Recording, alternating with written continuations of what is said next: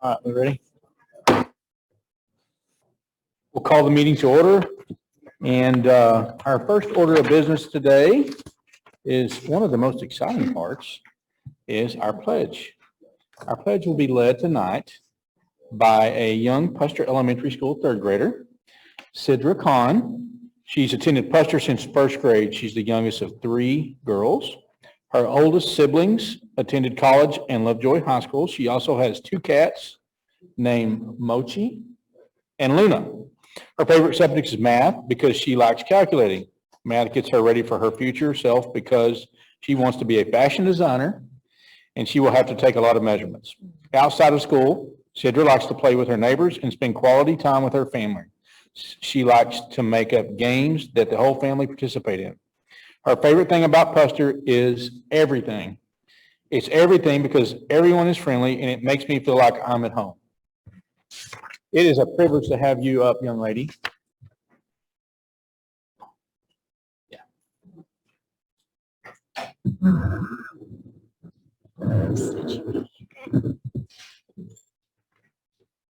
I pledge allegiance to the flag of the United States of America and to the republic for which it stands, one nation, under God, indivisible, with liberty and justice for all.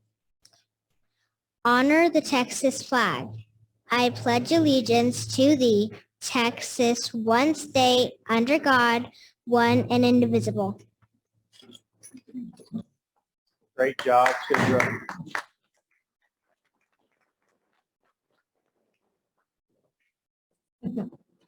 Thank you.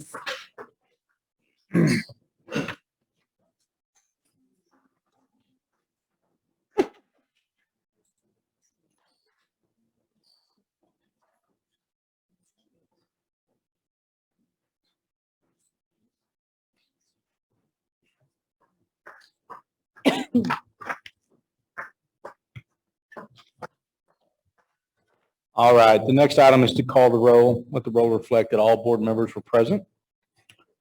And item 5 is recognitions. So Ms. Cordell, introduction of new hires.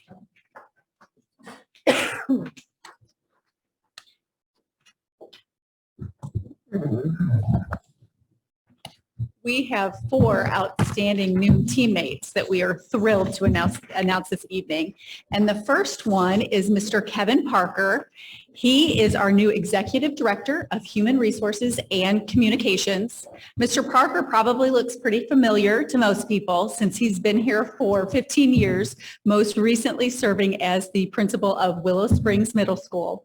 Mr. Parker is absolutely outstanding at forming relationships with students, with staff, parents, and community members. And we know that that strong strength is going to benefit our entire district now, not just Willow Springs. He has served in a variety of roles in Lovejoy ISD. He has served as a social studies teacher, an assistant principal, a principal, and now as executive director. We are thrilled to have his leadership in our district and so excited to have him on cabinet where, again, his strong leadership skills can benefit all of us. So Mr. Parker, congratulations on the new role. I cannot wait to start working more closely with you. And of course, in our tradition, we have an apple for you, which symbolizes the importance of an educator and that we are all teachers, regardless of our role. And then we also have a pen because we're so excited for you to write this next chapter with us.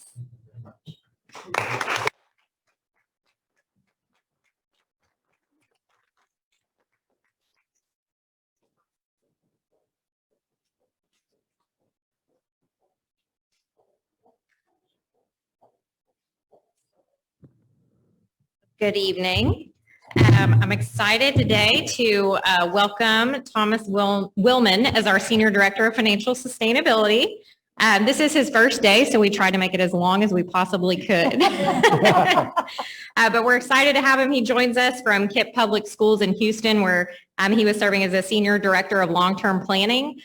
So a very rich background in financial planning and forecasting. So we're very excited to have his skill set join our team. He was there for over 10 years, and prior to that was in Spokane Public Schools.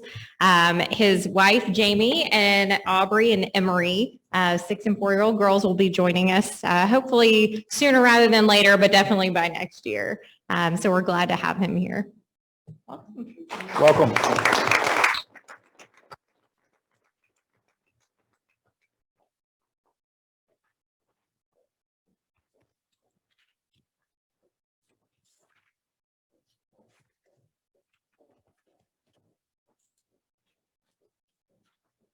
Good evening. My name is Chris Mayfield, and I have the honor of serving as principal at Lovejoy High School. And tonight, I get to introduce our newest hire, Chastity Anderson. Chastity, if you'll make your way. Chastity joins us and really has already jumped in and been a big help to our other counselors. She will be a counselor at Lovejoy High School. She's immediately helped in the college and career process with kiddos. She's done some crisis counseling for us, and she's really jumped in immediately and made her presence felt, and we're really excited to have her. She went to Texas A&M for her undergrad. All right, good. I knew that was coming. Okay, and she has her master's in school counseling from Amberton University. She has been in education for 8 years. She's taken some time off to be a mom, but 5 of those were as a counselor, and really her longest stint at Central Middle School at Edmond, Oklahoma.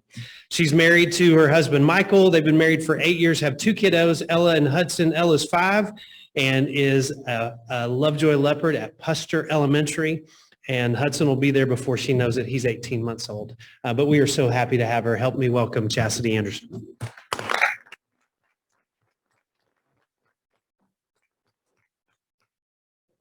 Picture in a minute.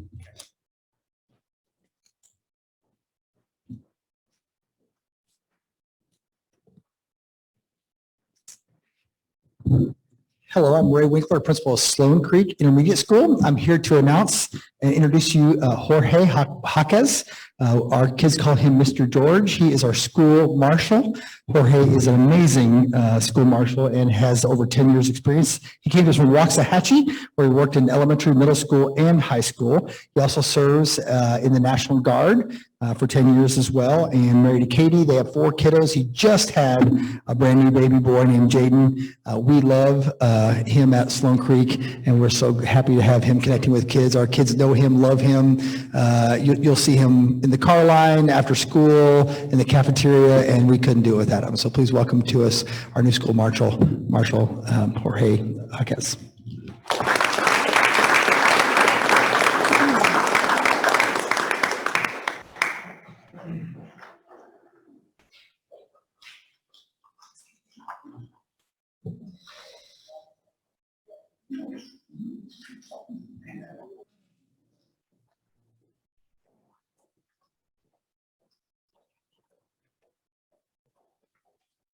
Oh, I'm getting out of the picture, but I'll. Want me? Yeah. I was just trying to get out of it.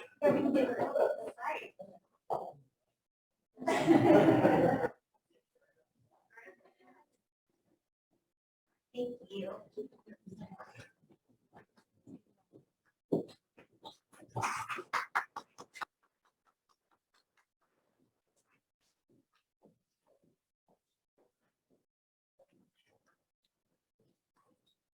All right. Ms. Cordero, item 5B, principal recognition. Yes. October is Principal Recognition Month, and I am so excited, honored, and very humbled to talk about our 5 principals. We have 5 incredible principals, and I'd like for all of us to kind of pause and take a minute to think about what our principals have led us through as a school district and as a community. The last 19 months have been absolutely unprecedented, both in our country and around the world. They have done an incredible job of navigating a global pandemic, making sure we move forward with educating our students. No matter what challenges were thrown their way, they were flexible, they were problem solvers, and they figured it out. Absolutely incredible. In addition, with the financial challenges that the school district went through this spring and some decisions that had to be made, again, they kept the ship steady. They took care of our staff. They were flexible, they were problem solvers, and they more than made it work. Our students are thriving and having incredible experiences in the classroom. They're having incredible experiences in extracurriculars, and that is in large part due to the leadership of our principals. So I'm going to ask all 5 of them to come on up here so that we can honor you.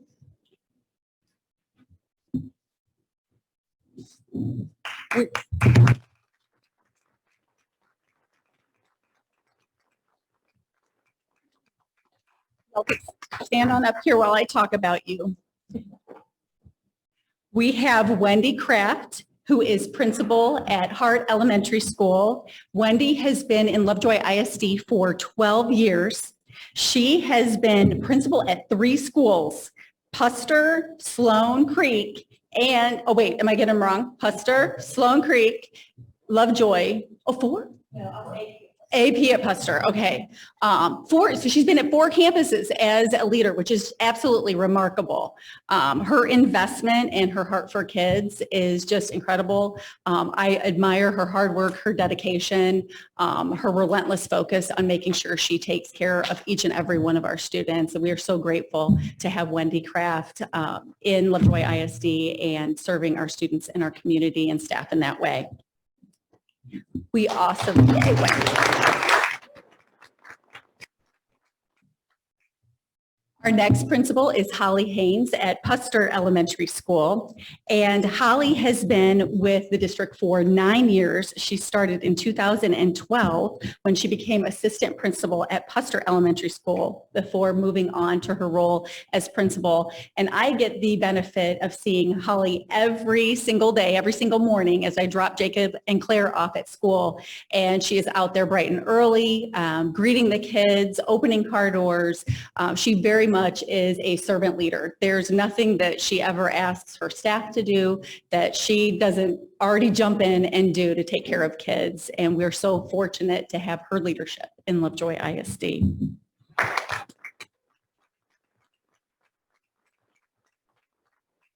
Our next principal is Ray Winkler, who is principal at Sloan Creek Intermediate School.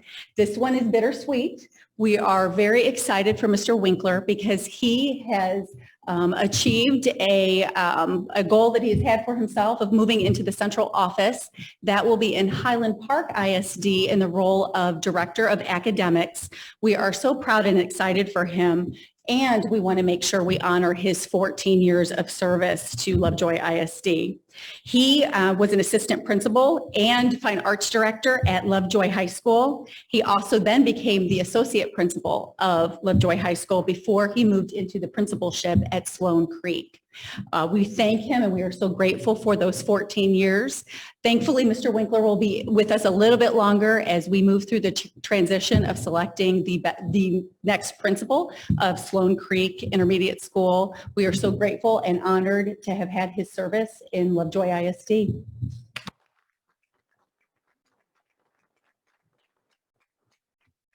Mr. Parker, this is your last hurrah as principal, right? We recognize the new job, now we're recognizing the old job. But as I said before, Mr. Parker has served Lovejoy for 15 years. He has been the assistant principal at Puster Elementary. He's been at Sloan. He's been at Willow Springs. And then I actually think you were, you served at the original middle school, is that correct as well? Lovejoy Middle School. So in those 15 years, he has seen a lot, but the most profound thing that Mr. Parker has done is build those incredible relationships. And again, we are so excited to have his leadership, not only at Willow Springs, but throughout the district.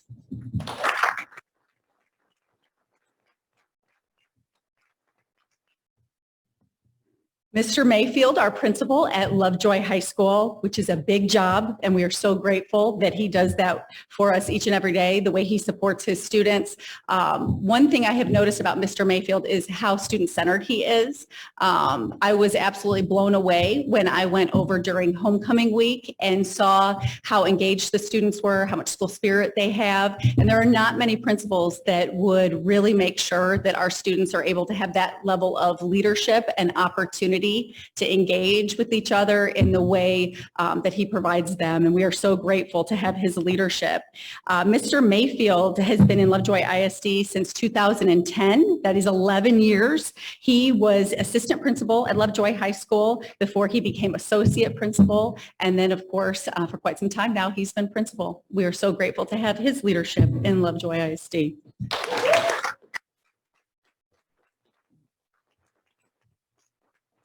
And before they go, we have a little something for them. I've dropped off things periodically throughout the month to make sure our principals know how highly we regard them and how grateful we are. But before we pass out some cookies and cards to them, I do want to acknowledge their families as well.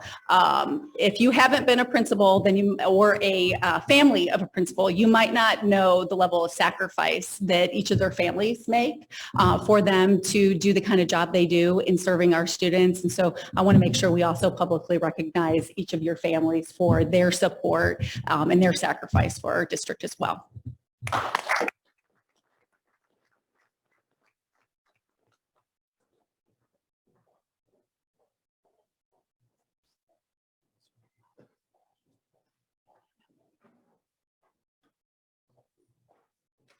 What is it?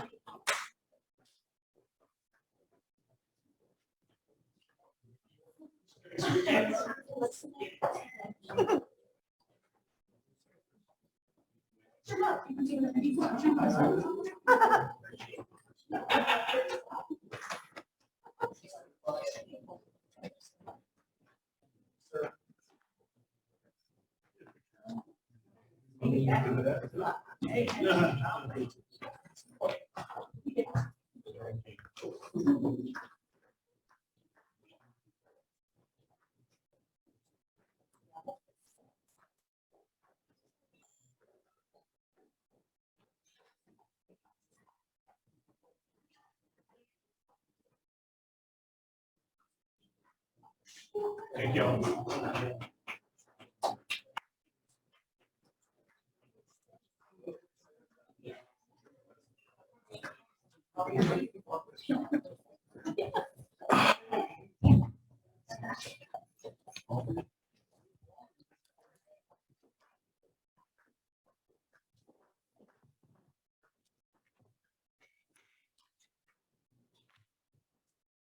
All right, item 6 is public comments. Friends, this evening we have one public comment related to agenda items. Perfect. So we will now hear public comments related to agenda items. Audience, your participation is limited to this. Hang on one second. All right. So on the public comments, you have 3 minutes to speak.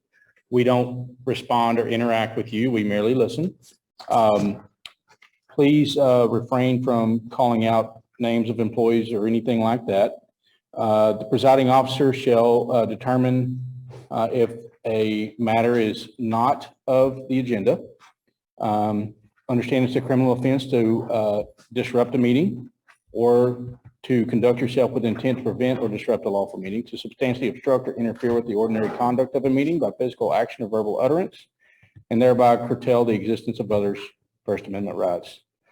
The board shall not tolerate disruption of a meeting by members of the audience if at least one warning was given by the presiding officer. Any individual continues to disrupt the meeting by his or her words or actions, the presiding officer may request assistance from law enforcement officials to have the individual removed from the meeting. Stacy, can you call our first speaker? Yes, sir. The first speaker is Cheryl Anderson.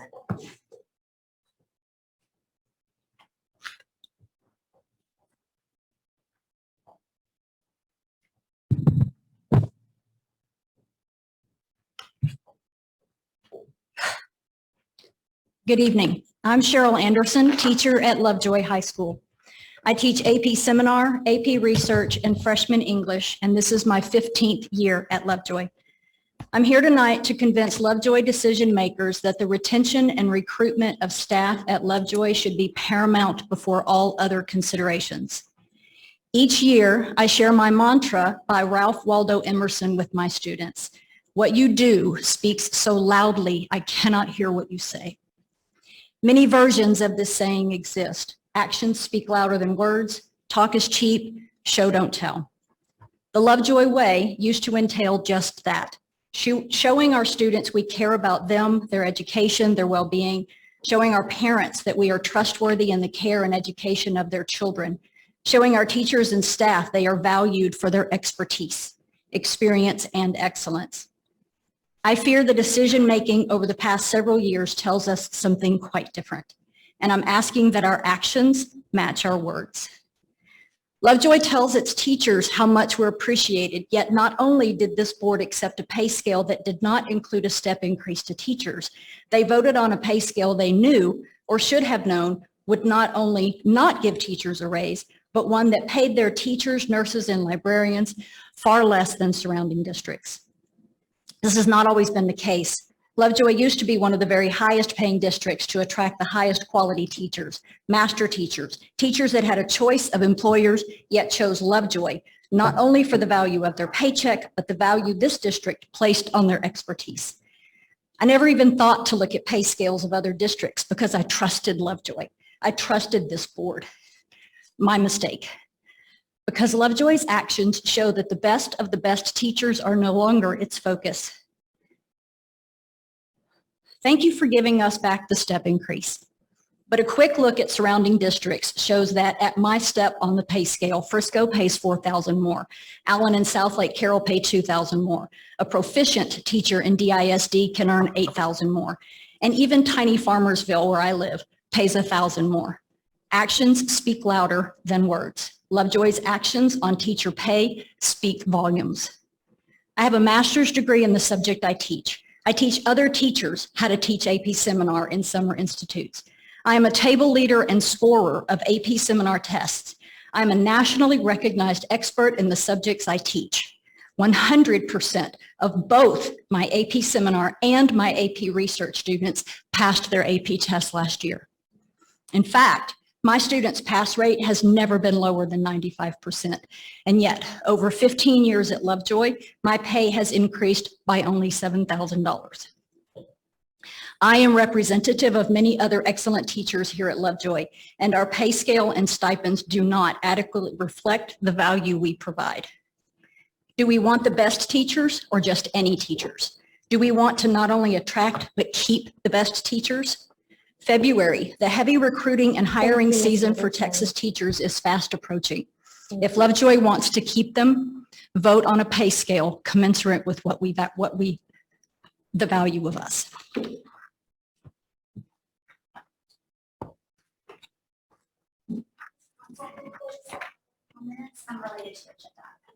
Thank you.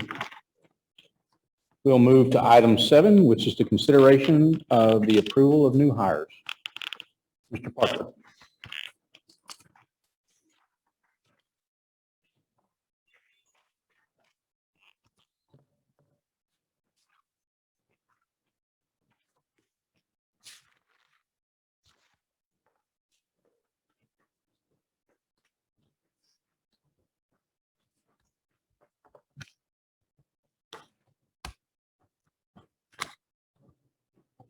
No worries.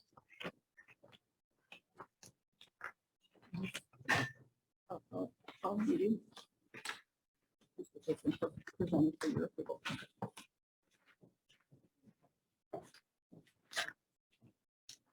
Members of the board, thank you very much. In front of you, you have all of our new hires recommended for your approval. And at this time, we are asking for a vote for our new hires. Thank you. So moved. Ann Smith, do I have a second? Second, Chad Collins, all in favor? Aye. Opposed? Thank you. Thank you. All right. Item 8 is our consent agenda. And would ask, does anyone have anything they would like pulled in the consent agenda? Barrett, I wanted to know more about item E, if that's okay, the consider approval of budget amendment number 1, specifically some more information around the student nutrition. Dr. Duplessis, could you assist us with item E, please?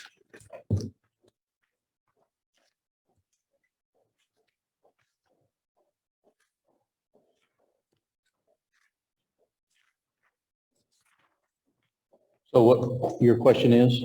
Well, I think it's been in a different category before, so I just wanted to know more what the change is for me and for the public. Of course. I think it's been a question for multiple people. That is an excellent question. So typically in October, we bring our first budget amendment. We review our revenue and expenditures and how it's performing beginning July 1 until now, and we make any adjustments as necessary and bring them before the board for approval. And the most significant change that you'll see in this budget amendment 1 is the change of fund code for student nutrition. So we've had numerous conversations that probably worn out a few people as we reviewed this topic. Currently, and ever since the high school was open and since about 2012, Willow Springs Middle School also has not been on the National School Lunch Program. So our elementaries and our intermediate school are on the National School Lunch Program.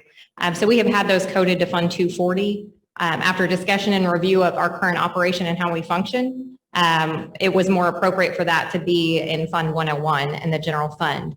That will still function primarily for our purposes the way that it did. We're not changing anything about the way that we run our student nutrition program. It's a code change to make it more appropriate for the way that we're functioning with a split program of that nature. So we did do some looking back just historically, and Willow was the only school that did initially have the National School Lunch Program where we discontinued that. And again, that was back in 2012, 2013, because we have very, very low participation and we can't offer as many varied options for school lunch if we're on the National School Lunch Program, but we still have to staff. So we were in the negative essentially for that school. So it was better for the district financially to go off the program, broaden the offerings, and be able to have the revenue to support the staffing that was necessary to run the program. Great question. I also have a question on the budget amendment. Does this amendment reflect any changes to revenue from our enrollment trends? That's a great question. We have not yet amended any of our revenue budgets. We've been monitoring some of the programmatic changes from last year and haven't seen fit to do an amendment yet. We're also monitoring state conversations around waivers, and of course they won't say the double H word, hold harmless, but everybody's kind of watching out for that to see what would happen. So normally we don't amend the budget till we know that that's going to be an actuality. So we're continuing to monitor. We have a sheet that we review every month on the performance of all those revenue pieces, especially those big components, to see if we need to make an adjustment. Thank you. Any other questions for Dr. Duplessis around the budget amendment? Thank you. Any other items to pull from the consent agenda? If not, I'll need a motion. I move we approve the consent agenda. So moved, Amy Smith. Do I have a second? Marvin Bobo seconds. All in favor? Aye. Opposed? Thank you. All right. Board notifications. Katie Production. Yes. Board, we have 2 notifications for you this evening. The first being a notification of resignations. Those are provided in your board book for your review. And then we also have an ESL report, which is a requirement that is provided for your review as well.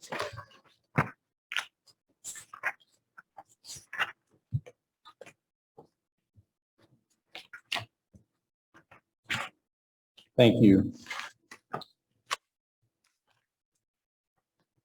Item 10 is removed as our hearing was conducted in closed session. We'll move to item 11, which is considered the possible action regarding board hearing and proposed mid-contract termination of non-Chapter 21 contract of Delane Lewis pursuant to board policy DCE local. The time is 7:30. The board conducted the hearing requested by Ms. Delane Lewis to review the proposed mid-contract termination of her non-Chapter 21 contract in closed session pursuant to Section 551.074 of the Texas Government Code. The board then met in executive session pursuant to Sections 551.074 and 551.071 of the Texas Government Code. Following executive session, the board is now reconvened in open session. In accordance with Chapter 551 of the Texas Government Code, any action taken regarding this matter must be taken in open session. Do I have a motion on the hearing, on the hearing the proposed mid-contract termination of the non-Chapter 21 contract of Ms. Delene Lewis. Mr. Owens, I move that the board approve the recommendation by the administration finding good cause to terminate the non-Chapter 21 contract of Ms. Delene Lewis mid-contract, thereby terminating her employment effective October 25th, 2021. So moved. Jeff Wood, do I have a second? I'll second that. Ann Smith seconds. All in favor? Aye. Opposed? Motion carries.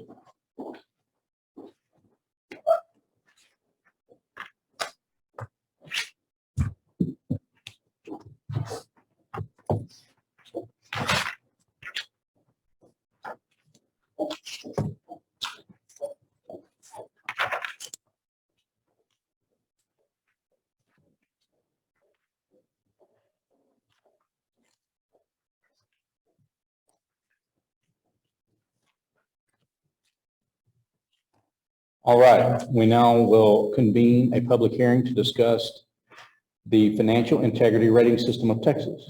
Dr. Jennifer Duplessis. Good evening. So this evening is our annual review of the School First Rating System. That stands for Financial Integrity Rating System of Texas. We are always kind of seemingly a couple years behind when we do these presentations. This is based on the rating we received in 2021, which is based on 2019-2020 data. So what is School First? It's essentially a financial accountability rating system. It was developed by TEA in 1999. The purpose of which is to make sure the maximum allocation possible for direct instructional purposes is used, as well as ensuring transparency and quality of local management of finances.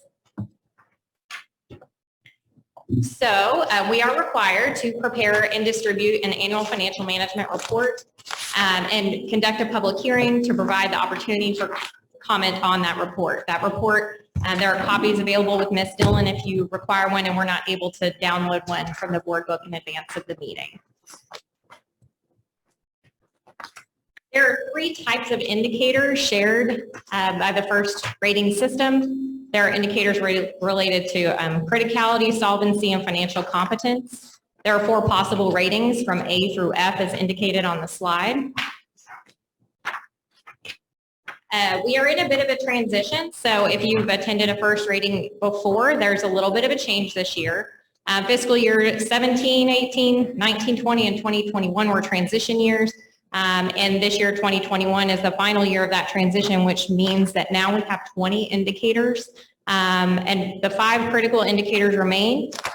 But as you'll see from this chart here, last year we would have presented on the 18-19 data with 15 indicators, and this year there are 20.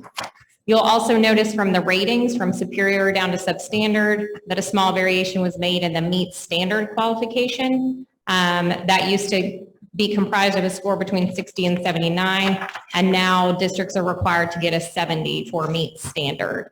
And anything below that 70 is considered substandard.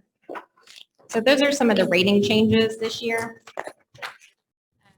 And as we look at those past 3 years of transition, these are the solvency indicator changes, 6, 10, and 12. And we've highlighted any of those changes just in case you've been to prior ratings and want to see what the differences are this year.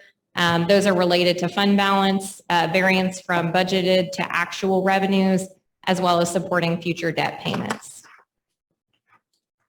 The financial competency indicator changes from those 3-year transitions was for 15, 17, 19, and 20. Those are related to our accuracy of our pupil projections, our processes for internal control, the required financial information being posted on our website, as well as conducting a discussion on district property values at least 120 days before a budget adoption.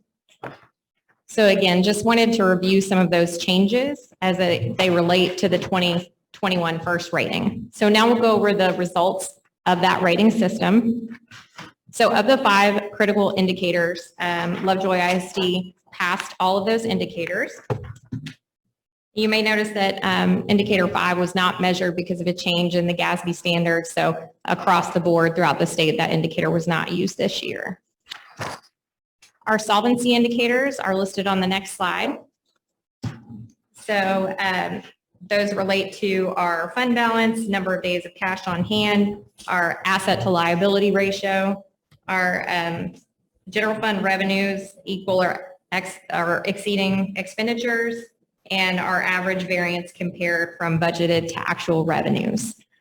So all of those were 10 out of 10 with the exception of indicator 8, which is our current asset to liability ratio. As we discussed in prior budget meetings, when we were in a fast growth situation, quite a bit of debt had to be issued to construct the facilities such as the high school. And we are in the process of reviewing any of our debt service and looking at opportunities as the board just authorized to shorten any of those maturities and try to create savings on some of those earlier bonds. The additional solvency indicators 11 through 15 are on this next slide, and those relate to long-term liabilities to total assets, the debt per $100 of assessed property value, school district's administrative cost ratio, the school district's decline in student enrollment over 3 years, if applicable, and ADA within the allotted range. So again, most of these indicators were fully achieved with the exception of indicator 12, again related to our debt service. On the next slide, 16 through 20, those indicators are the competence indicators. Those are related to our PEEM submission, our annual financial report, and as well as our postings required for financial information on our website and discussion of those property values. So again, all of those were passed fully. So in summary, our 2021 first rating was an A, superior achievement. We passed all 4 required critical indicators, and our total value for that first rating system was 96. Just in comparison, our 1920 rating was exactly the same. It was 96. So no significant change there. We are required to disclose a number of items as a part of the first rating process, including everything you'll see noted on slide 10. And so in that first report, there's a lot of information there that we include. And so you'll see some of that information summarized on this slide in terms of board expenditures. Nothing out of line here, just another required report that we have to send in with the first data. And last but not least, because we are still dealing with COVID, next year, there may be some changes again to the first rating and how it's applied. So we just wanted to give kind of a pause or a note for that. But this is straight out of the one of the COVID FAQs. There are several people that have questions this year related to their first rating and some of those indicators. TEA did indicate that indicator 10 may not be used next year based on COVID because a lot of school districts had a variance compared to their budgeted to actual revenues. So there's still discussion on whether that would be used, as well as indicator 15 in terms of estimating our ADA and the difficulty around doing that with COVID. So there may be some slight variations in what those final indicators look like when we present again that next year. So at this point, I'll entertain any questions or public comment related to the 2021 first rating. Because there were no public comments related to the first. One question, or on the two sections where we got 8 out of 10, do you have a timeline on when those could improve? Is it just over years as that debt gets repaid? Is that really what it's going to take? Yes, it's essentially going to take years for that debt to be paid off. And so I would expect that to continue at least for the next several years. In fact, that was something I emailed Carl about before. I think my first week here is tell us what we can do about, anything we miss points on. We want to see what we can do, but it's just going to take some time for that debt to retire. And do you see any areas where we're currently getting perfect scores that are in danger? I think the one I would probably be most concerned about is our continuing fund balance. So we'll discuss that briefly in the audit report with our ending fund balance being lower than it was last year. and looking at what that means for us in terms of our cash flow and in terms of preparation. The indicator that you saw in there related to fund balance did require 75 days of operating expenditures or less than a 25% decrease over 3 years. I think I've shared before briefly at the last workshop that it looks like we're at about 73 days ending last fiscal year, but our reduction in fund balance over 3 years was only 10%. I would never say only, only in relation to the 25% required for the first indicator rating. So I believe that still, even if we were looking at the next couple of years when our 21-22 data would come out, we would still pass that indicator.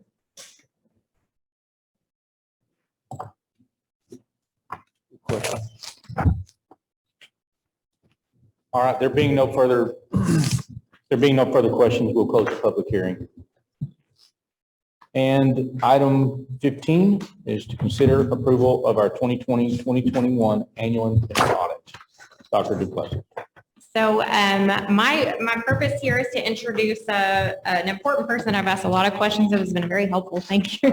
In the last several months. Carl Deaton is with Hankins, Estep, Deaton, Tonancy, and you can see his names in the firm. And he is here to present the annual audit report. So I'm going to turn it over to Carl.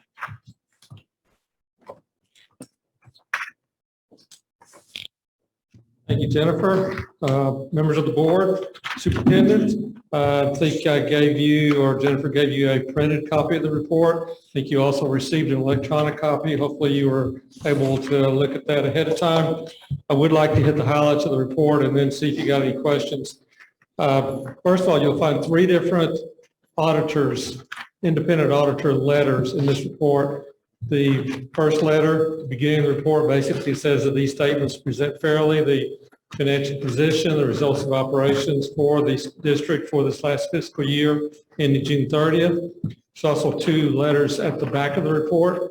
One of them basically addresses compliance with laws, rules, and regulations and whether or not there were material weaknesses at the internal control, and there's nothing we just discovered to disclose in those reports. The third auditor's letter basically addresses whether or not we ran into issues of non-compliance with the compliance work we had to do on some of the federal programs, because you receive enough federal funding that we are required to choose some programs and make sure you follow the rules regarding those programs. And there was nothing negative disclosed in that letter either. So I want to begin with page 24. Page 24 shows the activity for the 3 funds that are considered major funds of the district because of their size. The largest one by far being the general fund there on the left column of page 24. And if you follow that fund down, that column down to the bottom, you will see the $821,000 decrease in fund balance last year down to the $8,514,000. And as Jennifer said, you put the pencil to that, divided into the total expenditures of the general fund last year, you come up with 73 days. So you were slightly below the 75 days. That is in one of those criteria that you just saw. Now, you'll also notice that of that $800,000 loss, $308,000 of it, right above that figure, basically was transferring funds out to cover the losses of the child nutrition program and the Kids First program last year, both of which you could likely blame on COVID as far as the losses or the size of the losses in those programs. So right above that, basically the operations of the general fund had a $500,000 loss. But the general fund is obligated to cover the losses in those other programs when they occur. Okay, next to the general fund is the debt service fund, which collects the interest of sinking property taxes, makes the payment on your bonded debt, and you see a pretty significant rise in its fund balance up to $9.2 million. However, because you're a June 30 year end, the majority of that 9.2 got paid out on August 15th because that's when virtually all the principal payments on bonds and half of the year's worth of interest payments are due. So June 30 fiscal year in district really needs a large debt service fund balance at June 30. Next to that is the capital projects fund. This is the fund that basically took the proceeds from new money bond sales in past years and is accounting for the spending of that money. You see close to $2 million spent this last year, dropping down remaining funds to $9.2 million at June 30. On page 25 is that column labeled other funds, and that's exactly what that is. Those are several other funds that are back beginning on page 74.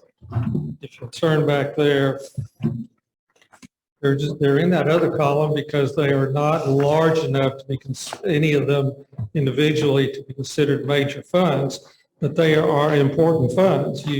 That's where you'll find the special ed funds, the title program funds, the child nutrition, and so on. On page 74 is where you will see the child nutrition fund.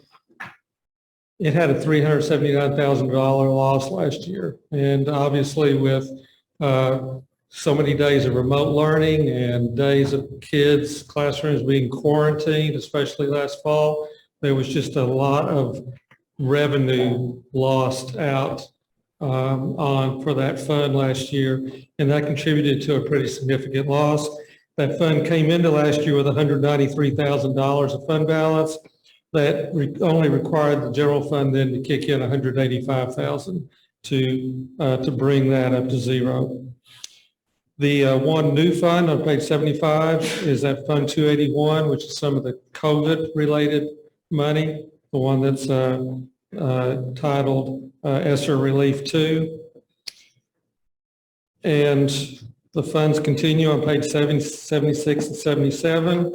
In particular, on page 76, I'll point out the grant and donations. You used to basically all the donations received by the district and run those through the general fund. The last 3 or 4 years, you've accounted for them separately over here. And included in this fund is the $294,000 of revenue that shows up is all of the Stop School Violence federal funds, federal dollars you received this last year, either directly from the federal government or through the town of Fairview. And there was a good bit of that funding the previous year as well. And on page 77 is the Kids First fund that, again, you see a loss there. Actual loss of 267, 122 had to be transferred in from the general fund to bring that fund balance up to zero. Okay, while I'm at the back of the report, page 81, a required schedule basically shows for you the summary of the property tax activity this last year. Page 81 will show you the amount of delinquent taxes owed to the district at the beginning of the year, the levy and collections, and the ending balance. Ending balance didn't go up very much from the beginning balance. It wasn't a 100% collection rate, but it was close. And at the very back of the report is where I mentioned to you are the two other auditors' letters that all lead up to page 93. If you want to see in one place basically all the federal dollars that the district receives, which obviously helps the district in not having to spend local or state dollars on these activities. This is where you'll see the actual dollars spent in the federal special ed title funds, the Stop School Violence there at the bottom of 93, and the food service federal funds that were received at the top of page 94. All of that leads to, at the bottom of page 95, a total of $1,377,000 in federal funds the district received this last year. Okay, those are basically all of the funds that are in the district and the ones I wanted to point out. A couple other things I want to point out to you that you just might not see on a regular basis. On page 44, and the vast majority of the middle of this audit report are required disclosures, one of which is on page 44, the detail of the district's long-term debt.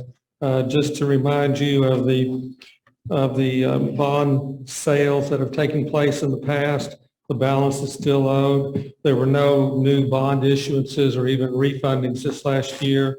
So the balance actually dropped in total from 171 million to 166 million. All right, and then last but not least, on page 17, toward the front of the report, again, I just need to point it out in case you saw this statement. It's the only place you'll ever see it is in the auditor's report. It's this consolidated, what's called a government-wide financial statement.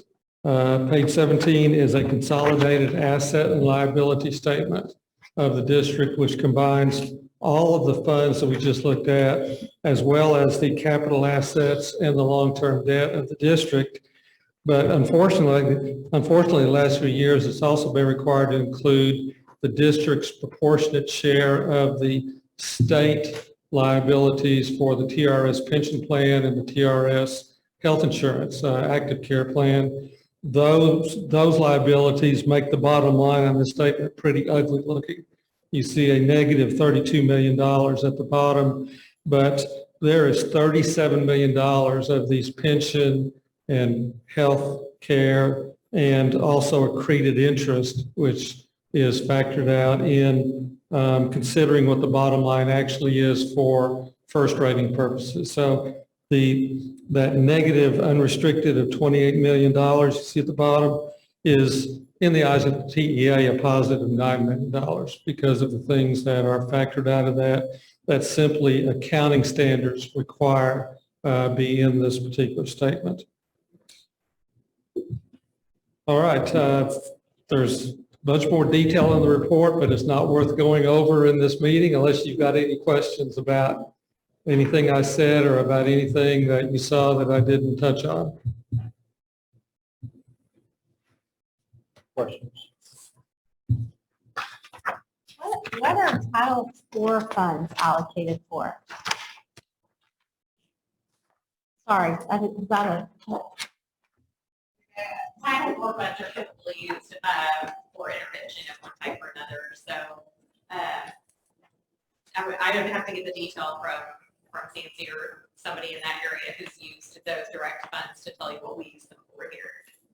so I would assume awarded those like other title funds based upon a student population? Correct. Is that how that's allocated?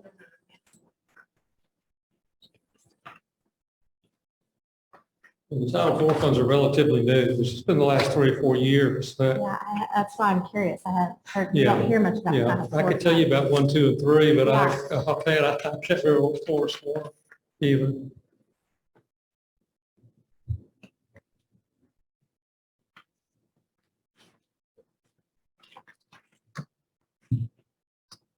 So I see on page 10, there's that net position summary from one year to the next. The one you just went over on 17, Yes. and it shows an improvement. Am I reading that correctly? And then Yes, and I didn't point it out, but the detail of that improvement is on page 18 and 19. You know, the asset and liability statement was on 17. The revenue and expense component of that is on 18 and 19. At the bottom of that column on page 19, yeah, you are reading that correctly. There was a $781,000 improvement. You know, there's a lot of things that could impact whether this improves or not, even when your fund balances don't. that's my question, I guess. It's confusing to think that we have a net improvement and a fund balance draw at the same time. Well, because on page 17, but primarily because both the capital assets and the long-term debt, Audit did the statement. So if you're paying down your debt faster than we're depreciating those capital assets, that's going to add to this bottom line or help reduce the negative.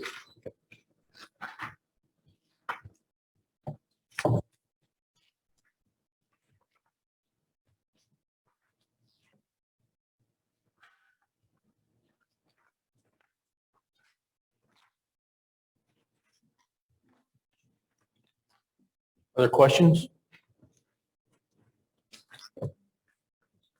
Thank you. We would need a motion to consider approval of the and acceptance of the audit report. So moved. So moved, Chad Collins. Second. Second, Marvin Bobo. All in favor? Aye. Opposed? Thank you.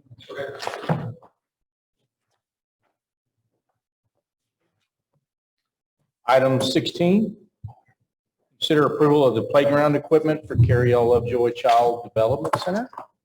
Dr. Duplessis.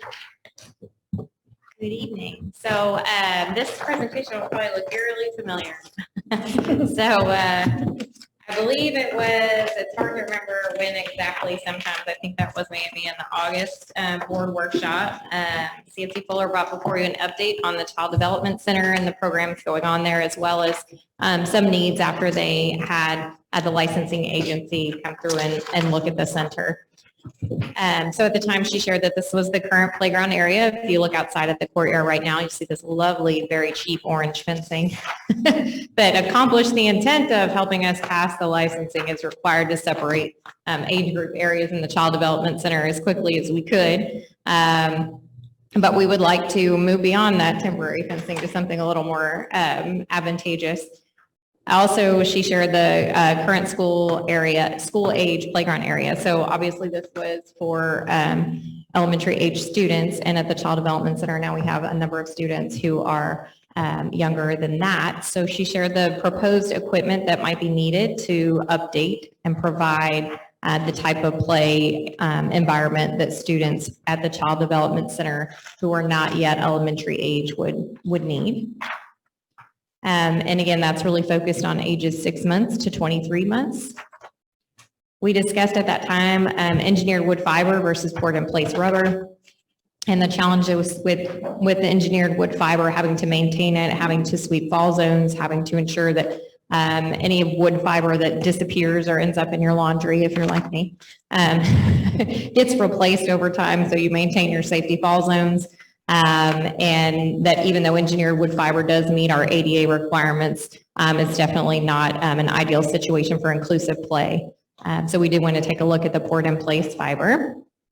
So since then, we've looked at all of the playground vendors that we had on our list and basically shortlisted a number to look at all these various aspects of that area and what could be done to improve it and make it more appropriate for the students that are there.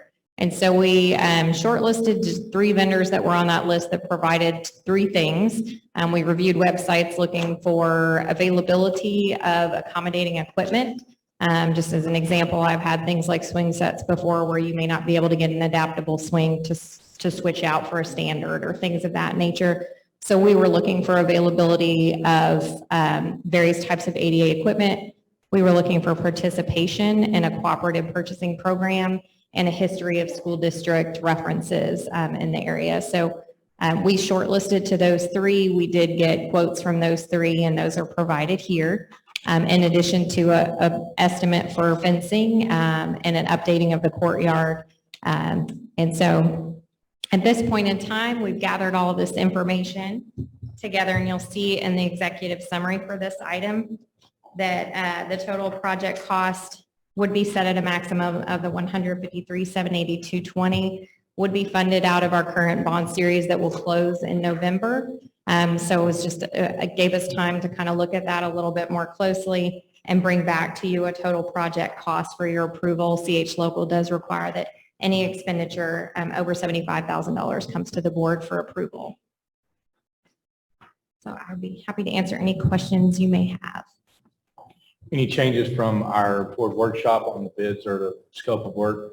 No. Okay. So we did have one vendor reach out with some additional information that we didn't have when we reviewed for the 3. And so we have included that as an update to our vendor profile, so we know moving forward any additional items we may need to consider. And the substance of the 3 bids, apple to apple, substantially the same? They're very similar. So we gave it to the vendors to put together their own quote, and each vendor does represent a different manufacturer. Right. So it is a little bit more difficult. It's not like we're buying the same Campbell's soup can from every person. We're buying their own can of chicken noodle soup. So we kind of leave it up to them to give us, we gave them the same verbiage from which to quote. Okay. But you feel confident the outcome of these proposals with these three bids is substantially the same net function and receipt of product with the same type of value comparably? Yes. Thank you. I was going to ask, I think in the past we have these agreements where this is the max price. So if something changes on their end, we aren't left holding the bag. Is that this case here? That's correct. Okay, perfect. And we did, I believe there was a question in the workshop. I did reach out to the low bid vendor, and they did indicate that their estimated installation would be in January. Okay. Versus the other vendors providing a later installation date? We had one that provided a 12-week estimate, and those were the only ones that we went so far as to ask an estimated date. I just knew that that was a question from the workshop. I wanted to make sure I answered for you. And the bid is being recommended as a contingency in it. See. So the contingency line item actually in that is for the district. So that's not theirs. That's essentially just a percentage of the project that I put in there for ancillary costs. So if we have to move irrigation lines, we've got to do extra things to prepare the site for them to come on, then that's just there for kind of a buffer for us. It's not something that we would pay out to the contractor. Or get back from. Correct. Mm-hmm. I think we might have talked about this in a previous meeting back in the summer when this was first discussed, but the equipment that's currently at Hart that was part of the prior, I got the question this after the workshop where people, well, what's happening with that? And why couldn't it be used? And just maybe good to revisit how that process. And so when they reviewed the equipment at Hart, I think the concern, which is very common, is if you remove the equipment, then it's going to damage it in the process of having to remove it and trying to replace it in a new location. Most vendors won't warranty their equipment after you remove it from the original site. So you can do that, but it's kind of at your own peril and trying to determine if that equipment is still going to be safe, especially considering the age. And at Puster, they're using the younger stuff for the kindergarten now, right? That's correct. And the fencing separating the two age appropriate playground areas that's required by the licensing. Yes, so it's required to have a separation between those age groups. And that's why we put the temporary up there. Yes.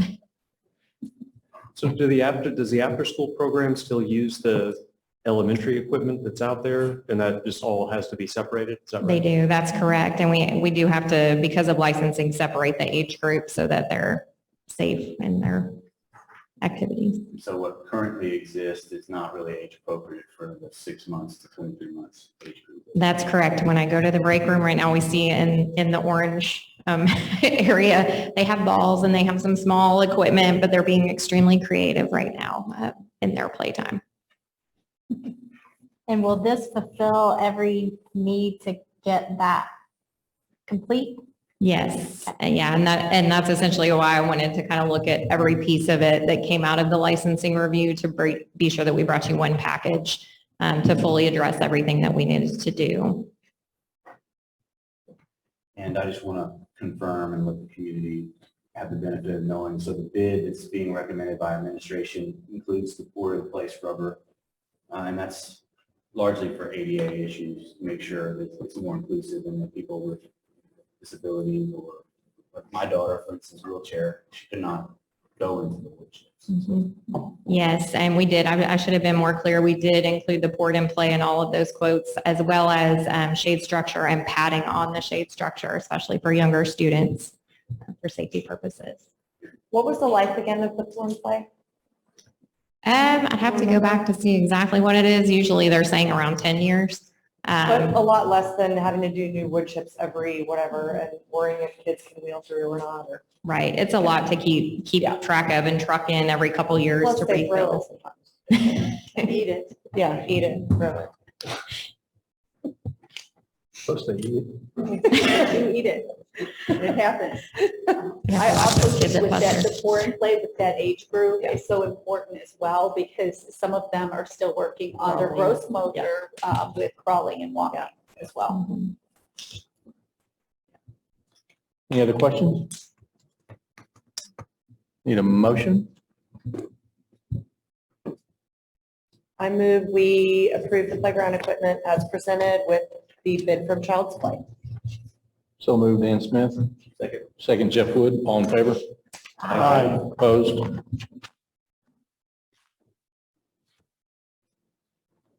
Thank you. Item 17, consider approval of class size waivers for fourth grade GT math and third grade GT math. Board, you will recall, we brought this forward for discussion at our October board workshop. As you know, each school district in Texas is required to review its class size enrollment to determine whether class sizes for kindergarten through grade 4 exceed the allowable class size limit of 22 students per class that is required by Texas Education Code 25.112. There are two ways that can be adjusted by a school district. One is by having that in a District of Innovation plan. The second by requesting board approval of a waiver. The reason we're coming to you with this is because we have had some additional students test into our GT program at Puster Elementary School in the 3rd and 4th grade in the area of mathematics. And so that has pushed our class sizes up a little bit higher. So at Puster Elementary School in GT math, grade 3, we are currently at 24 students, and in grade 4, we're currently at 23 students. We knew that this was likely coming, and in order to be proactive, on September 3rd, we did post a vacancy announcement for a part-time GT teacher. Had we been able to secure a person in that area already, we wouldn't be coming to you with this waiver request. We have not successfully been able to find a viable candidate at this time. That posting remains open, and we will continue our search. But in the meantime, in order to ensure we are in compliance, we are requesting your consideration this evening for approval of a class size waiver for GT mathematics at Puster Elementary School in grades 3 and 4. Thank you. Any questions from the board? So this will allow us to have more kids in the class. I'm just walking through this in my mind. And then if we identify this person, then we will need to realign. Yes. Because we'll have the additional teacher. So somebody might have a different teacher potentially, but the class size will be smaller. That is exactly correct. I just wanted to make sure everyone kind of understood what this meant. And this position is only part-time, meaning they're only here for half a day or a full day? or- That is correct. It is a half-time position because that is all that is needed in order to cover those 3rd and 4th grade GT mathematics classes.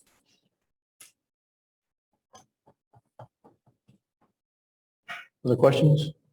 Need a motion? So moved. So moved, Amy Smith. Second? Go ahead, Marvin. Second? Marvin Bobo, seconds. All in favor? Aye. Opposed? Thank you. Item 18, consider approval of the School Health Advisory Council. Dr. Kinsley. Thank you. At the board workshop last week, I came to you to share more about the School Health Advisory Council, and I am here tonight to recommend to the board membership of that council. It is a school board appointed advisory group of individuals who represent different segments of the community, and the council is made up of parents, community members, students, and school staff who basically work through a coordinated school health program and make recommendations for our school health programming here in Lovejoy ISD. And if you remember, we did discuss that we were sunsetting our health advisory committee, and we were going to include a couple of medical professionals on here who also serve as parents in the community. So what you see, the list here is that you see a representative from each of our elementary campuses that are parents, and they are not employed by the district. Dr. Shay Joyner has agreed to serve for us to bring her name forward for your approval. But there is still another health professional that we are working with right now. We don't have that confirmed yet, but we'd like to add that individual. We have a school nurse, a teacher coach, and a PE teacher coach, and then a high school student that we are recommending. I would serve in an advisory role on the council, and then Stephanie Krantz, who would serve as a district administrator and serve as a co-chair of the committee. And the other co-chair would be a parent that would be determined when the committee came together. So you would chair the committee? they would be a co-chair. I'd be an advisory, but Mrs. Krantz and then a parent would co-chair that with her. So I'm recommending the approval of the following members for the School Health Advisory Council. And this School Health Advisory Council is required by law, correct? Correct. Just for clarity for the public. Correct. Mhm. And these are volunteers. They're volunteers. Just wanted to make Correct. sure everyone knew Mhm. that. Yes, So thank you to all these people. yes. Dr. Tinsley, if you could just briefly describe how the makeup of the shack complies with education. Sure. What the board appoints at least 5 members to the advisory council that are parents, but they are not employed by the district. So as you can see through the makeup of the committee there, you can have more than 5, but they are the majority of the members on the council.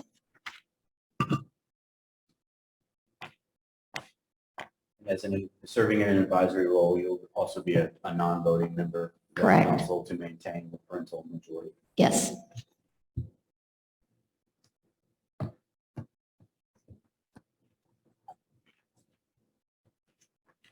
Any other questions?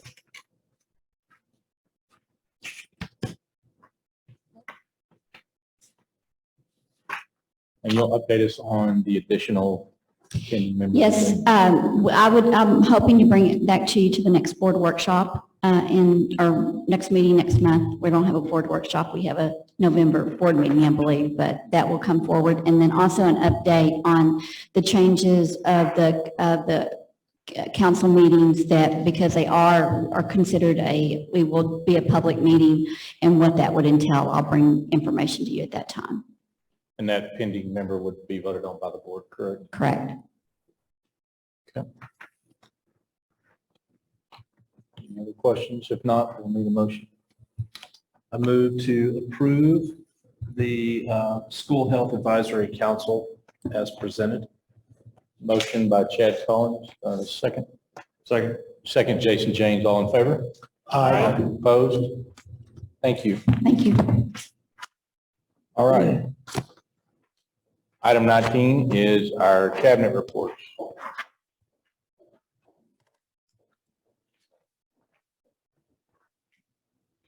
Good evening. So this is our finance and operations update for the month. I have some good news to share. So I'm excited about that. We're going to talk about the bond sale, a staffing assessment, electricity pricing, and a brief legislative update. So first, just an informational update on the bond sale. And this is just a quick snippet from our bond attorney in review of the bond sale parameters compared to the outcome after we did receive bids. So the true interest cost of the construction portion of the bonds is at 0.394% compared to the not to exceed 2% that was delivered and approved by the board. So obviously that was a good outcome. The take of the refunding portion of the bond is at 1.896% in comparison with the not to exceed 4% that was approved. So a very positive outcome on our bond sale and refunding.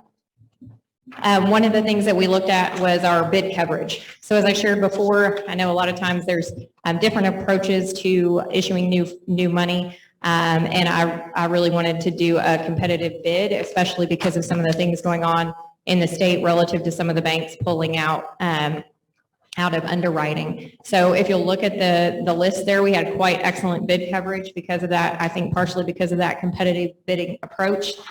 Was really pleased to see all the bidders that participated. And at the end of the day, the big total was our estimated savings was $17.5 million that was delivered to the board in approval of this refunding. And it looks like we're actually going to save closer to $19.5 million So I was very excited to see the outcome of that refunding. And again, that will not close until November. We got a couple more weeks, but a very good outcome on that refunding opportunity. So I wanted to share that with you. The second item we wanted to talk about was a staffing assessment. So as we also look at it, doing a compensation assessment this year, we also wanted to take a look at our staffing assessment. So TASB does provide this as a service to districts to look at our staffing models in comparison with benchmarks and see how we compare. So the purpose is shared here is to identify options for making sure we're maintaining our instructional effectiveness, but comparing the scope of our staffing processes and procedures and factors that we use with other districts. So the outcome is that TASB will present a staffing efficiency review to the board, and we expect that to be coming out probably in January. We had a discussion as a cabinet as well as, and I also want to thank Marcy Hambrick from HR for participating in the discussion and helping facilitate this with TASB. So we talked about what districts we wanted to compare our staffing models to, and TASB's recommendation was that we really focus on districts of similar size. So that's why you'll see the districts that you see there listed that will be the ones that they use to compare our staffing models to. And there you'll see the timeline. So you'll see some of the items that we've already completed. They sent us a data request. We're in the process of returning that requested data. So we have until November 5th to return some of the information. What they do is they send a survey as well as a staffing roster request and other pertinent items that might pertain to different departments. So for example, for maintenance, I provide them with the square footage of each facility. For custodial, I might tell them what campus each custodian is assigned to, so on and so forth. So each department has the opportunity to compile and provide that information, both quantitative as well as qualitative information that they want to share with TASB as part of the process. So they'll take that information, the interviews, and do the data analysis and complete their process. They'll do a draft review with us, and they'll send the final report probably in December-ish, January. So we might be looking at a January 10th workshop date to review the findings of the TASB staffing efficiency study. And another opportunity came up in regard to electricity pricing. So currently, the facilities that we have that are on the Encore grid, which include Puster and the high school, were bid out through a TASB cooperative and were awarded to Direct Energy. And so currently, we're paying 4.418 cents per kilowatt hour through June of 2028 for those two facilities for all of those meters. We have the opportunity to extend that agreement from June of 2028 for 67 months at a strike price of 4.346 cents per kilowatt hour, which would represent a savings over the current rate that we have. So we think it's advantageous to look at that not only for the savings that it would provide for us, but the longevity and the stability it would provide for us on the utility expenditure side. We can get a price below that 4.346 if they execute that by December 31st. If they don't provide a price that meets that strike price by December 31st, then we'll continue with no agreement. So we'll be submitting that offer sheet agreement, planning to submit that to TASB by their November 12th deadline. And then we'll bring back to you, of course, any information regarding the final pricing agreement. Did you say, I'm sorry, I want to clarify, that's just for Puster and the high school? That's correct. So I'm thinking way back, this was like a board meeting when I first came on. We had some kind of arrangement for, Amy, do you remember, or Chad, something with electrical or utilities or something? Is that what the other schools are on? So the other schools are actually on a cooperative, so we don't have the opportunity to bid out those schools. We also have an agreement with a company called Ideal Impact, and so they came in and did some analysis and controls programming, and they monitor our energy usage. Maybe that's what I'm thinking. That might be what you're thinking of. It's been a long time. Okay. Thank you. So any other questions about that? Is there any reason we wouldn't be trying to extend at this lower cost? Is that something that requires board approval, or is that what's planned? That's a good question. It does not require board approval. Our agreement with TASB was made by the board and is evergreen until we terminate. So essentially each time a possibility to strike an additional amount of time for a lower price comes out, we can review and accept or decline that opportunity. I've been in districts where I spent a lengthy amount of time negotiating electricity bids. In our case, this is a very favorable rate. And really being a small district, we don't have a lot of purchasing power to go out to the market and really push for an extremely low rate. So I think it's in our best interest to proceed with this.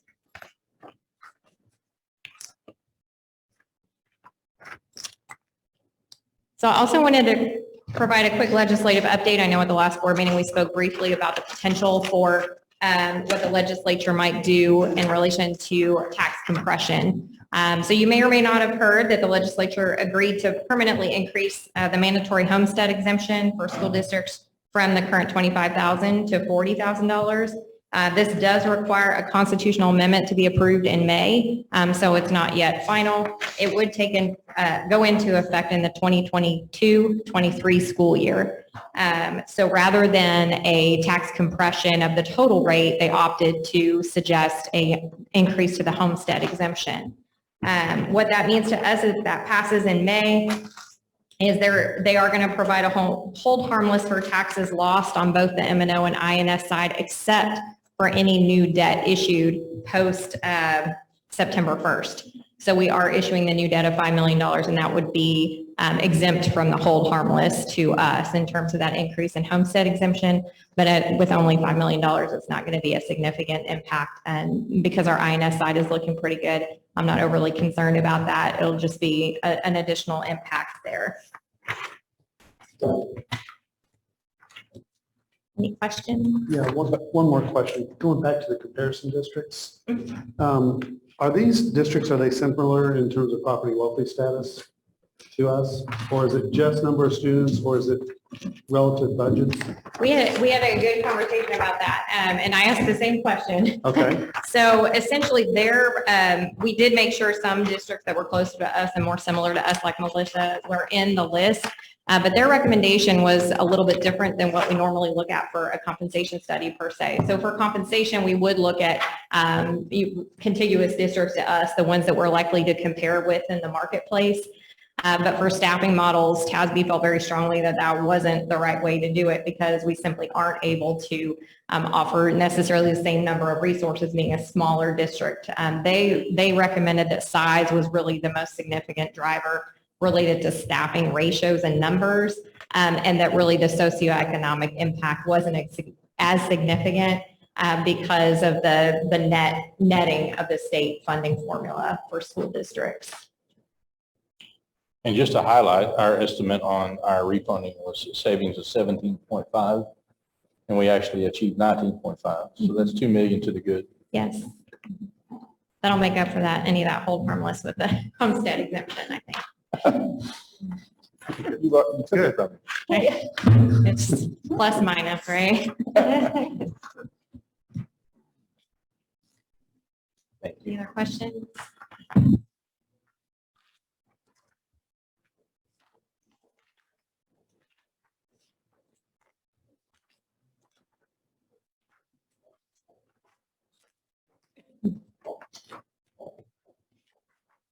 Right direction here. Okay, there we go. My board report tonight is on our Lovejoy's ISD's guidance and counseling programming. And I wanted to spotlight what we are doing currently. We have some new counselors in the district, as you know. We have 4 new counselors at the high school, so we are in a transition year and rebuilding that department. Natalie Coonrod has moved from another position into the district into the counseling role. Carrie Robbins is from Leander ISD, and she's a seasoned, experienced lead counselor at high school in Leander. Judy Dreyer is from Garland ISD as a high school counselor, and then Chastity Anderson, who you met tonight, is also a veteran counselor who we were thrilled to bring on board just a couple of weeks ago. So just in response to the high school counselors, what we are currently doing, Stephanie Krantz is the Director of Student Support, and she is working closely with this team as well as myself to give some support through our Region Service Center. So we have met with our counseling consultants from Region 10, and that is made up of a high school, a consultant who supports strictly high school, and then the other consultant supports elementary and middle school.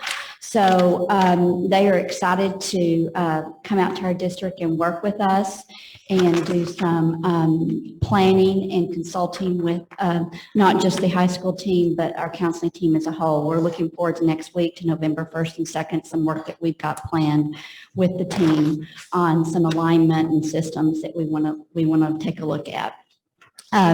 We also have at Willow, we have Kathy Stone and Carrie Miller, who have been here.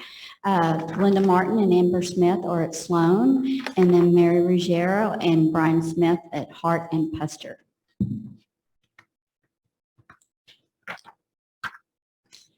One of the pieces that we do follow, there is a Texas model for comprehensive school counseling, and there are 4 parts to it, and Lovejoy has been involved in using this model, but we have felt that we need to go a little bit deeper.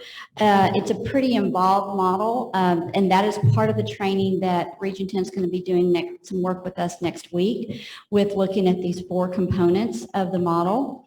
And what those components entail is a system support, which is where our counselors not only work with our students, but staff and parents, and promoting the educational, career, personal, and social development of our students.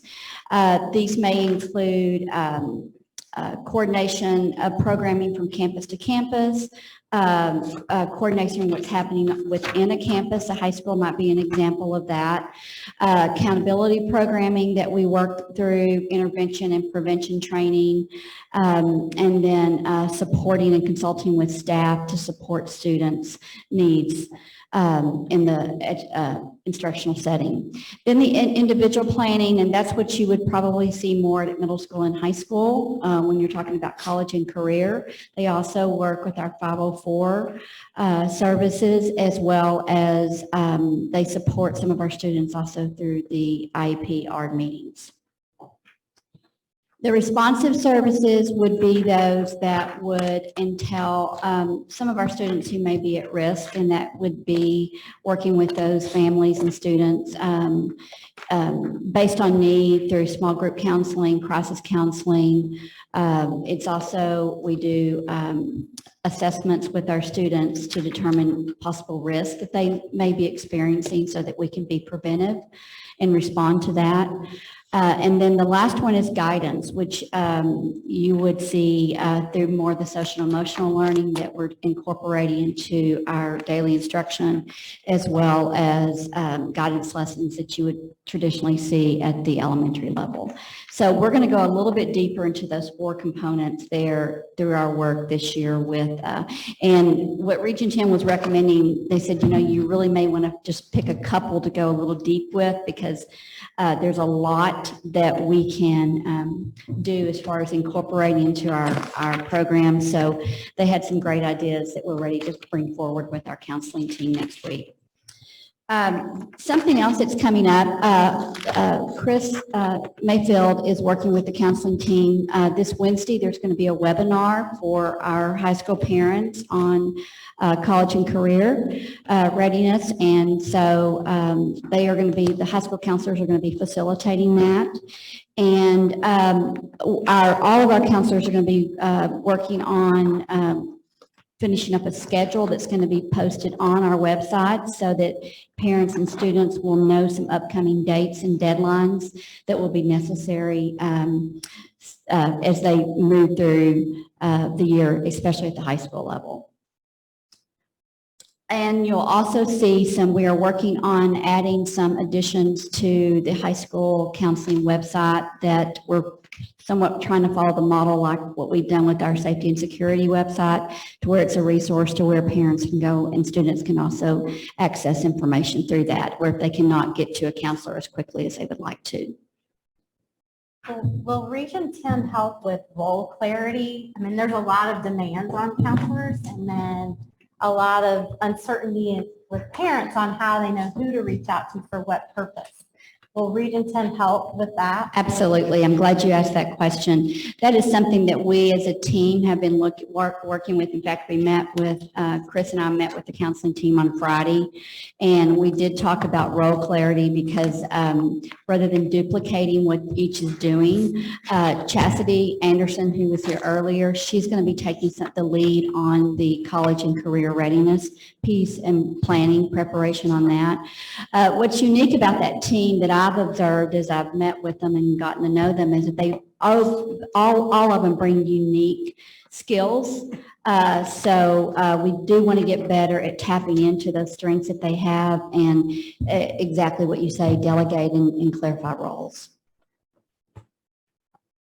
I wanted just to add to what Amy said, and thank you and Chris for taking the time to highlight this. I know as a parent of high schoolers and I'm on the high school PTO, there's a lot of concern, right?